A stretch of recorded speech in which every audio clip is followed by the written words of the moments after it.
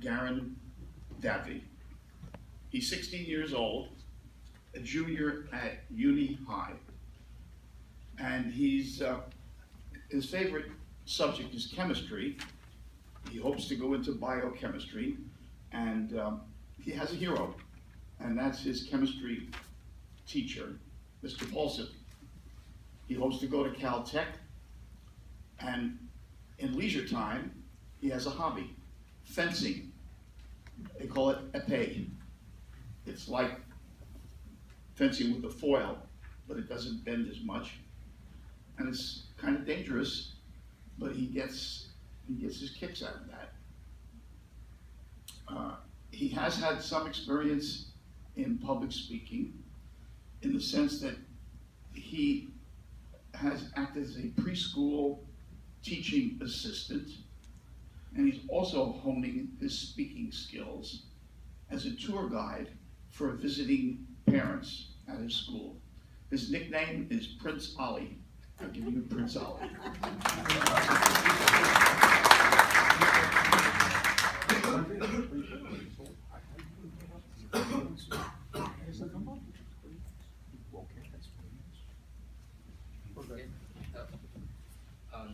This is my first time speaking like this. I apologize. It's a bit long. It won't be too long. Maximum 5 hours.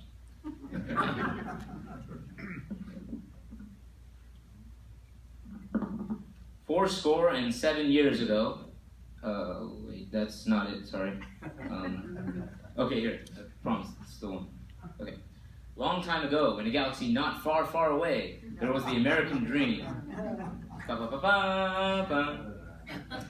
So, apparently I'm supposed to give some speech on the American dream, but I wasn't really sure how to define it myself. I asked my friends, my family, foreign people from other countries, and even they weren't exactly sure. So I eventually was able to come up with some ideas. For foreigners coming into our country, it's the idea where every individual, no matter what race or gender, and should be able to live how they want to, however they want to, equally. Remember that word, please? Equally. 3 syllables. All people should have access to everything and be able to do what they want to within the laws.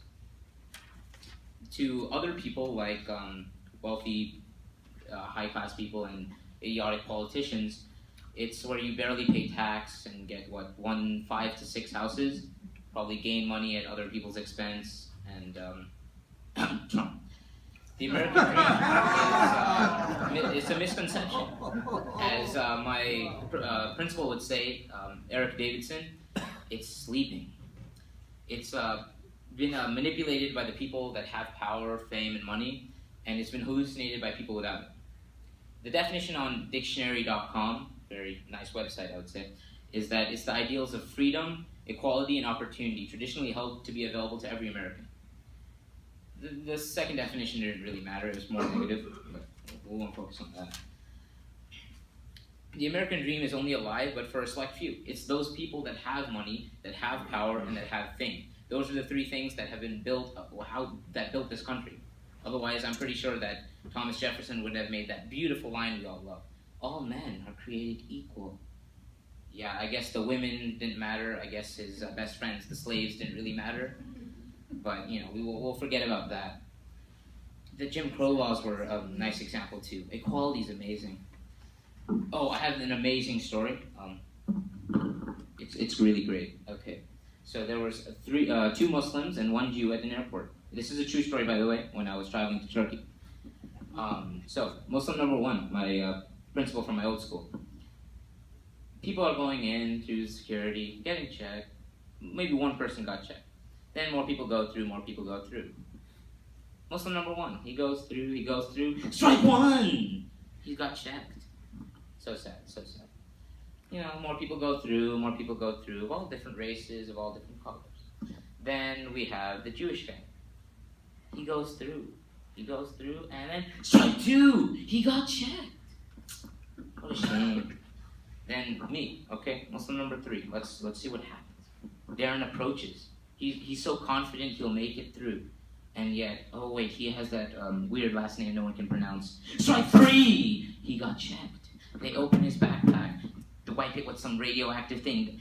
because what else will a 14-year-old do but play with radioactive material in America? So sad. So, as I said, the American dream. Is it possible? Well, it's only possible because of money, fame, and power. Yeah, if I had money, I could do what I want, and no one would have to stop me. If I had power, no one would have to stop me. If I had fame, oh man, I'd be surrounded by people. Now, it's only important, as I said earlier, is because it was built upon that idea. Especially like, Trump. A foreigner, on the other hand, when they enter the country, they don't get to see all this stuff. They have a new perspective. They have a fresh start in the country they're new to. They get to see new ideas. They have a new social environment. They aren't used to the way that people act around here. Africans that enter the country, they won't see that they're treated like, well, you know how they're treated. Then Arabics, people that come into the country, they aren't going to right away notice that, hey, wait, is that guy a terrorist? ISIS.